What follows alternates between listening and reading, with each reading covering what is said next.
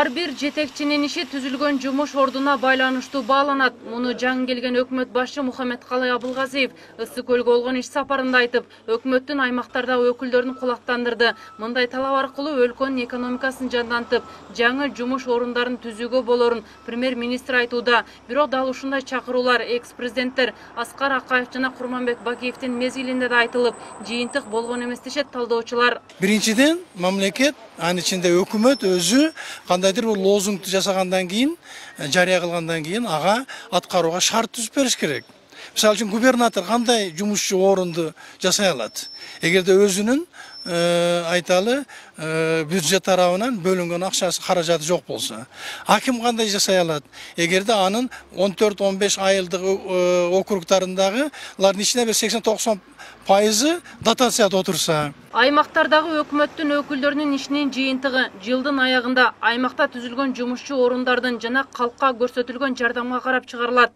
Өкмөт бул аркылуу токтоп турган ишканаларды иштетип, сырттан ишкерлерди тартууну көздөйт. Анткени менен дотациядан айылды алып чыга албаган башчылар жумушчу орундарды кантип түзөт деген суроо туулат.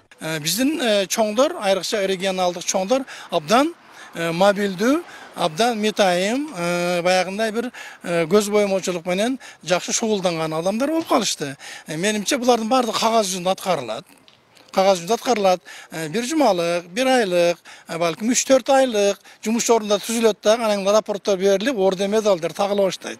Анда жөнөкөй эл эч нерсени албайт да, дагандай эле демейдеги кезектеги бир профанация катары болуп калат да. Өкмөт башчы Мухаммедкалый Абылгазиевдин койгон талабына айрым айыл башчылары канаттанбай турушат. Анткени эле турмушун алга жылдыруу үчүн мамлекеттик казынадан жарытарлык каражат бөлүнбөйт. Ошондой эле жаш иштейм деген кадрлар ай сайын алынуучу 4000 сом үчүн тер төгүү иштөөнү каалашпайт. Муну Тоң районунун Болот Мамбетов айыл өкмөтүнүн башчысы Илич Көкөров айтып, алгач аймактарга казынадан берилүүчү каражаттын суммасын көбөйтүүнү сунуштайт. Эми айтып келебизби, жаңы ишканаларды ачкыла, бюджетиңерди көбөйткүлө, ошол эле жер салыгын көтөрүлө деген маселелер чыгып атпайбы?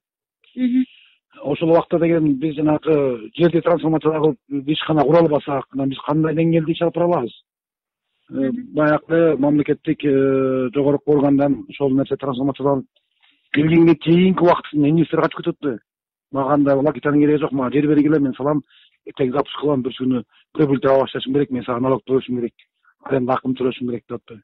Аймактарды өнүктүрүү үчүн азыркы өкмөттүн ресурсу, бюджети жетишсиз. Мындан улам Абылгазиевдин аткаруу бийлигине койгон талабы жемишин берерине айрым адистер ишенбей турушат. Анткени мурдагы президент Алмазбек Атамбаевдин доорунда сырттан келген ишкерлерге рейдерлик күчөп, аларды коргоп алганга сот түзүмүнүн даремети жеткен эмес. Бул Атамбаевдин доорунда саясий бийлик ушул соттордун колу менен канча иштерди жасады, бул билебиз. Бул эч качан жакшылык алып келбеген көрүнүш. Бул дагы азыр булар дагы ошол системаны сактап калгандыгы менен опурталдуу да.